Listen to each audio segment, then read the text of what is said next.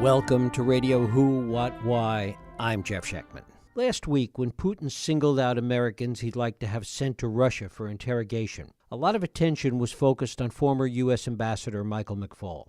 He also mentioned others, including very prominent international businessman Bill Browder. And more significantly, Putin talked about the Magnitsky Act, which Browder birthed with the help of the United States Congress. We often throw terms around today in our political and geopolitical debate, like capitalist and communist and oligarch. But very few who use these terms really understand the essence of what they mean.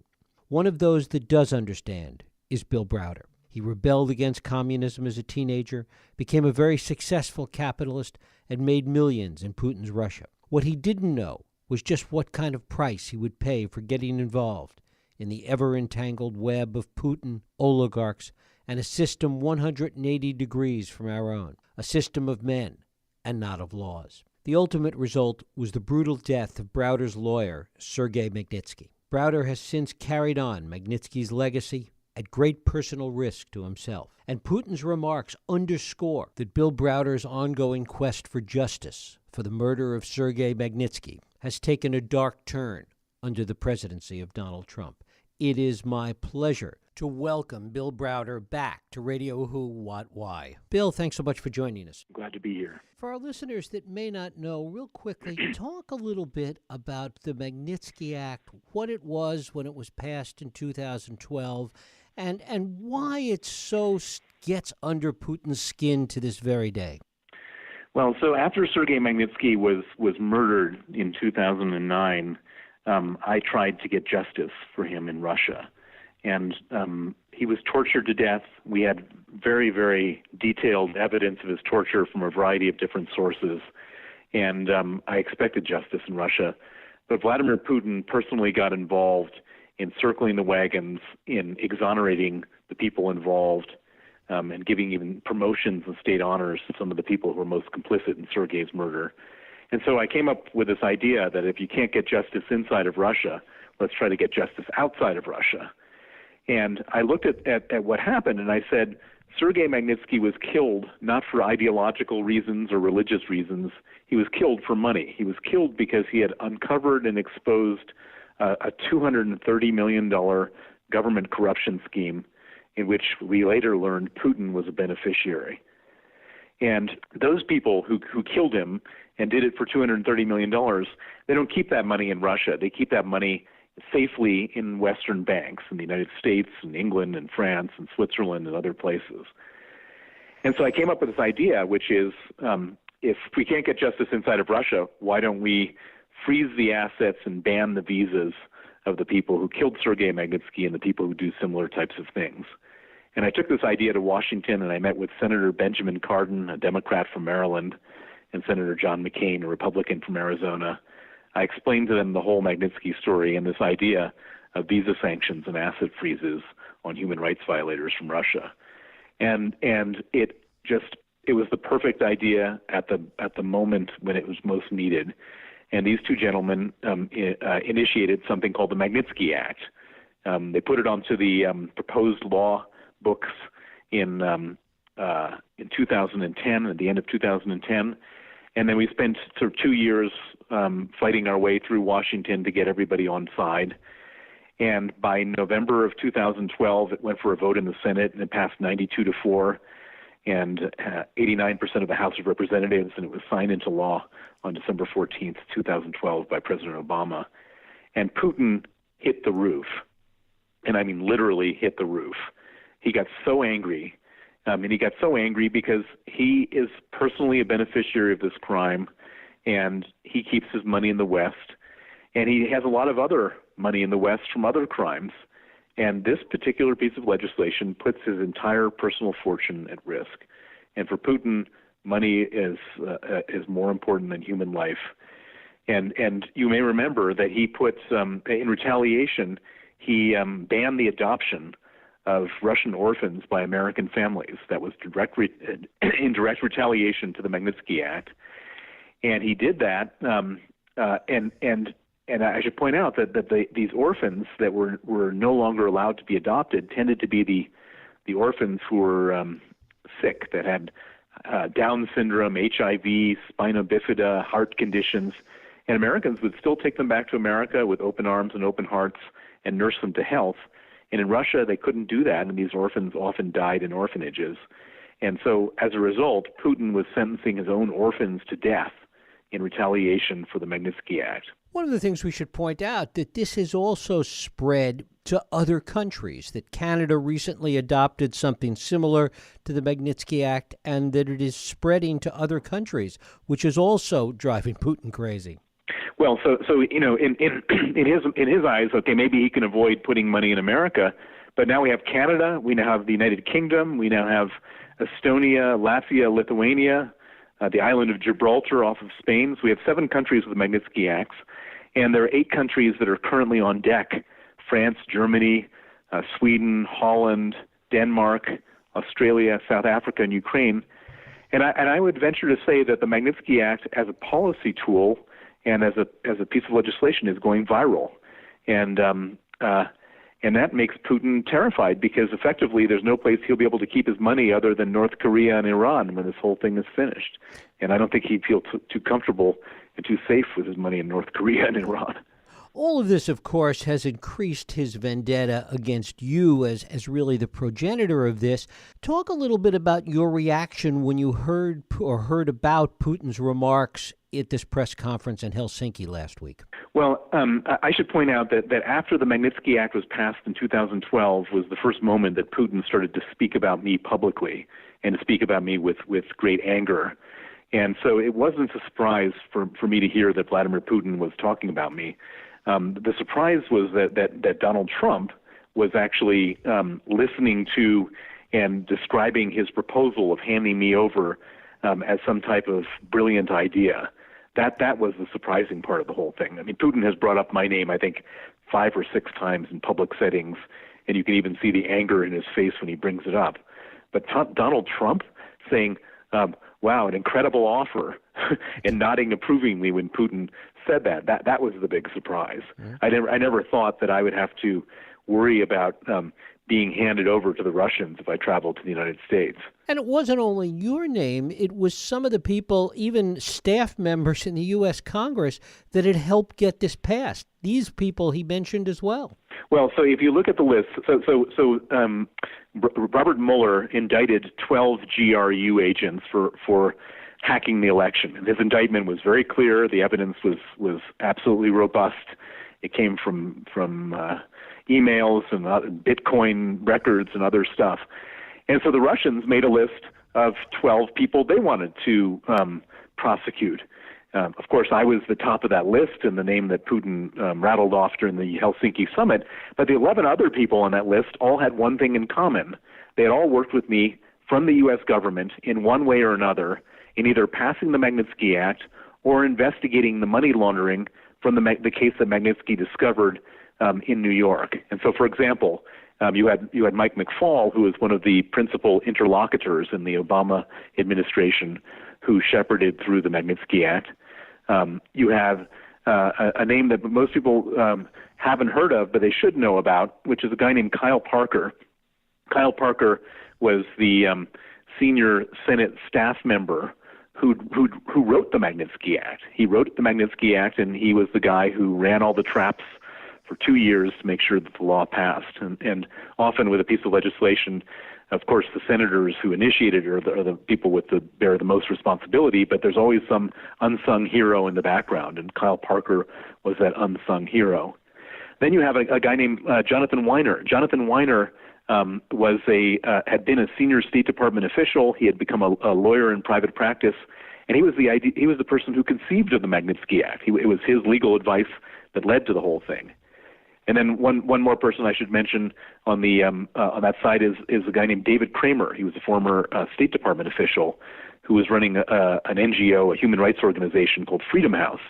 And Freedom House was with me every day, blocking and tackling and walking the halls of Congress to advocate for the Magnitsky Act. Mm-hmm. So that was on one side. And then on the other side, and this is perhaps even more heinous, is that you had 3 special agents from the Department of Homeland Security, a guy named Todd Hyman, another person named Schwartzman, and can't remember the name of the third person. These were special agents in the Department of Homeland Security whose job it was to investigate money laundering in the United States that originated from the crime that Sergei Magnitsky exposed and was killed over. And they found some of that money, and the Department of Justice froze that money, and the Russian perpetrators paid the U.S. Department of Justice $6 million to settle the case. And all of a sudden, these three people from the Department of Homeland Security are being asked by Putin for Donald Trump to hand them over. And so, I mean, I can't think of something more cynical than, I mean, Putin can ask for whatever he wants, but for Donald Trump to say that's an incredible offer to hand over these patriots, and these are all unsung heroes. These are all people who had been working in America for the U.S. government for no glory and for no money, in service to their country, to fight Russian organized crime and Russian murder and Russian money laundering, and to be handed over to the Russians is just beyond the pale. The other part of it, small part of it, but an important fact nonetheless, is that Donald Trump can have no authority over you at all. You're a British citizen. Yeah, well, I mean that's kind of the little absurd loophole in this whole thing, which is that I although my accent is American, I moved to London 29 years ago and became British, and I've been living there ever since. And so it's not as if that Putin can really even ask Donald Trump to hand me over. I mean, I spend 95% of my life in the UK, and so he actually Putin went to the wrong head of state. If he really wants me handed over, he should go to Theresa May. And I should point out that Putin did go to Theresa May and various other prime ministers in the UK before Theresa May.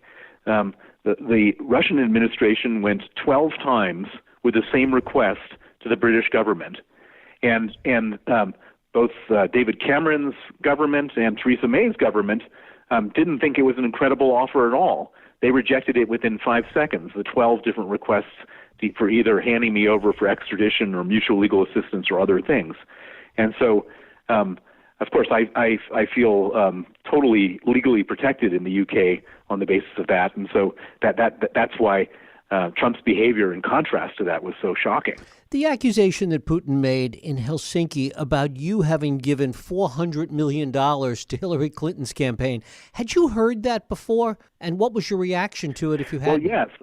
I had heard something similar to that before, because this is the spin that the Russians have been putting out there for quite a while. If you remember, 2 years ago, there was a meeting at Trump Tower between a lawyer, a Putin crony lawyer, and Donald Trump Jr., Paul Manafort, and Jared Kushner, and they were pumping out this talking point then, and they continued to now.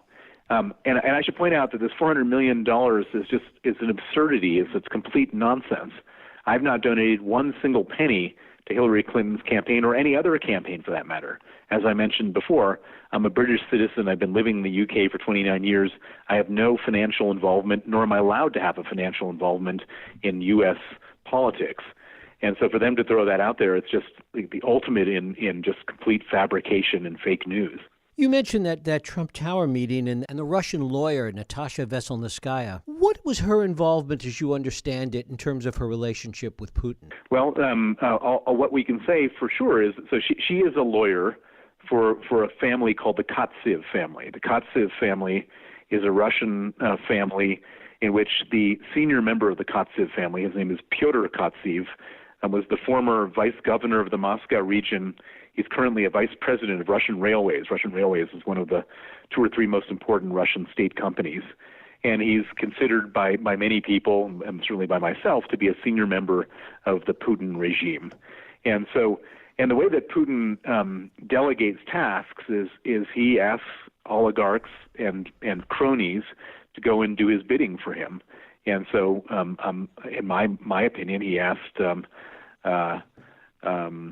Kotsev to send Veselnitskaya to go in and do this whole anti-Magnitsky campaign, which she did with great vigor and with great resources, and hired lots of fancy lobbyists and smear campaigners and lawyers to go and try to make this thing go away and to try to destroy my reputation and to try to change the law. And thankfully, the facts were so clearly understood on the right side of this thing that nothing bad ever happened, but it wasn't for lack of trying on the side of the Russians. Understanding Putin and understanding Russia as you do, talk a little bit about what you make of what you have seen transpire with respect to Donald Trump and Russia and Putin over the past year and a half. Well, so what do we know 100% for sure? We know 100% for sure, which is not disputed by anybody, that Vladimir Putin had taken sides in the U.S. election. He had taken sides on behalf of Donald Trump against Hillary Clinton. He took that side because he wanted sanctions to be lifted, and particularly the Magnitsky sanction to be lifted.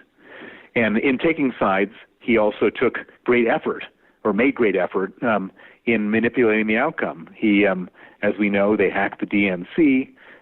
They were involved in all this social media with Twitter and Facebook, et cetera. And we know they also tried to penetrate the voting machines in various states around the United States.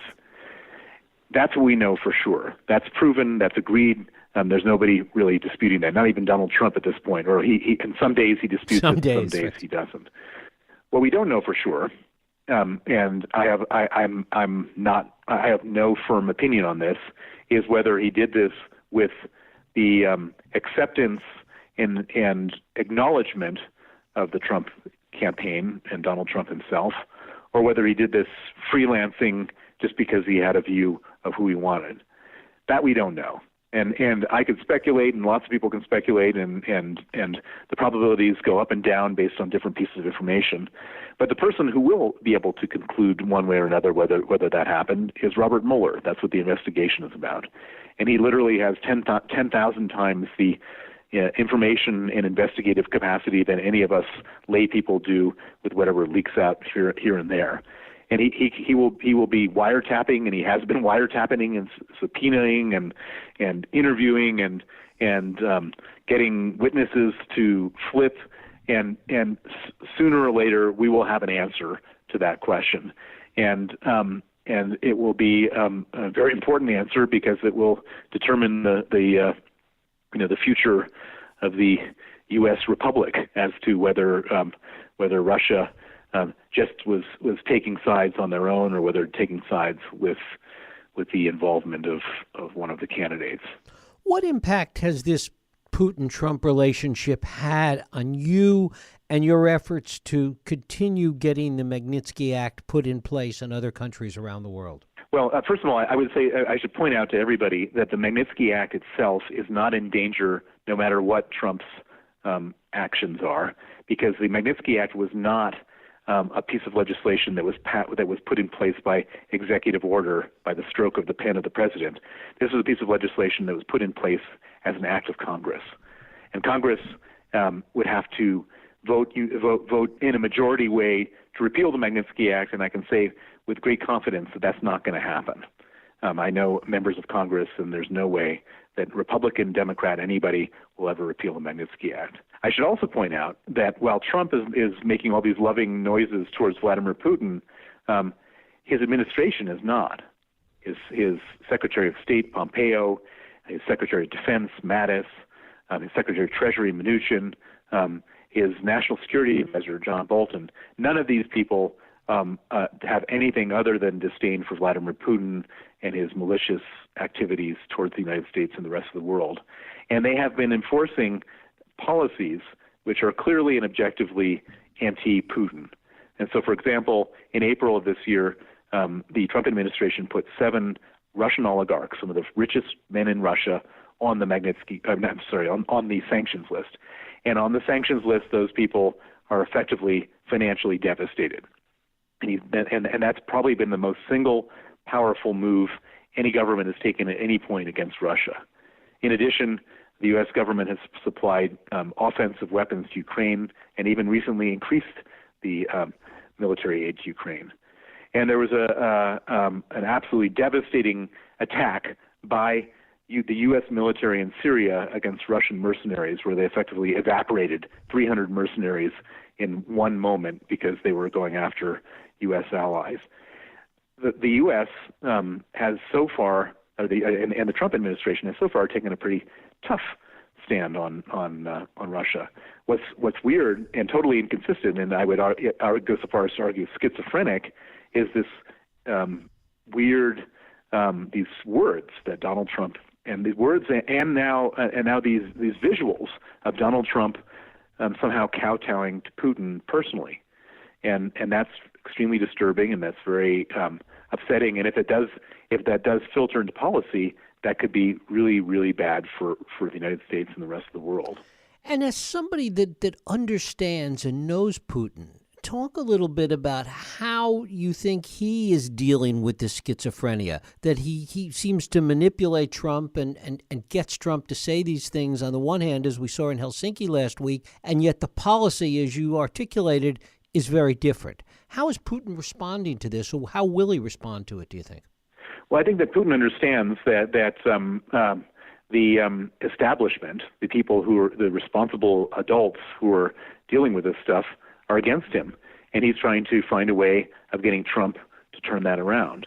And Putin is a very long-term player. He's not playing in the short term, and he clearly thinks that he has Trump's sympathies, and he wants to use that so that all these nice words actually filter into policy. And he'll play the long game as he does, and he's going to continue to try to do this. And I think that I think both Putin and Trump realize that this last summit, while was kind of a great benefit to Putin in terms of theatrics, may have been a bit of a disaster in terms of the reaction. And so that's why I think they're both going for a second summit in the fall in the United States. And finally, Bill, what are you worried about personally as a result of all of this in this relationship? And what should the U.S. and the West in general worry about? Well, I'm worried personally that one way or another they're going to get the Russians, Vladimir Putin's going to get his hands on me and get me back to Russia and kill me in a Russian prison the way they did Sergei Magnitsky. And they've tried using Interpol. They've tried using these mutual legal assistance and extradition requests. And I'm worried that one day my luck will run out. I've been very lucky so far, and that the world has been on my side. Interpol has rejected all Russia's requests. Britain has rejected all of Russia's requests. The United States has rejected all of Russia's requests. I'm worried that someday that might change, and that's why this is the Putin's indecent proposal to Trump in Helsinki was really not a good thing for me. In terms of overall, I think that Putin. He's got such degrees of freedom that any other head of state doesn't have. He doesn't have any electorate to worry about, no press, no laws, no courts. He can do whatever he wants. And Putin is out there manipulating not just the U.S. election, but the Germans, the French. He's sending refugees out of Syria all over Europe to destabilize democracies. He's creating all sorts of nationalism and supporting far-right and far-left candidates. And he's trying to ruin, since he can't bring Russia up to the level of the West, he wants to bring the West down to the level of Russia. And he's had great success so far, and if he carries on, it could get a lot worse, and we could end up in a situation where he's created little fascist enclaves all over the place that we never even thought about. And then one day we're going to have a third world war because of that. The First World War started with the assassination of one obscure royal member of the royalty in Europe, and that's how things work. And people are saying we should be talking to Russia and be nice to Russia because they've got nuclear weapons. No, we should be containing Russia and not letting them do all this stuff to start World War III. Bill Browder, I thank you so much for spending time with us today on Radio Who, What, Why. Thank you. Thank you. And thank you for listening and for joining us here on Radio Who, What, Why. I hope you join us next week for another Radio Who, What, Why podcast. I'm Jeff Sheckman. If you like this podcast, please feel free to share and help others find it by rating and reviewing it on iTunes. You can also support this podcast and all the work we do by going to whowhatwhy.org/donate.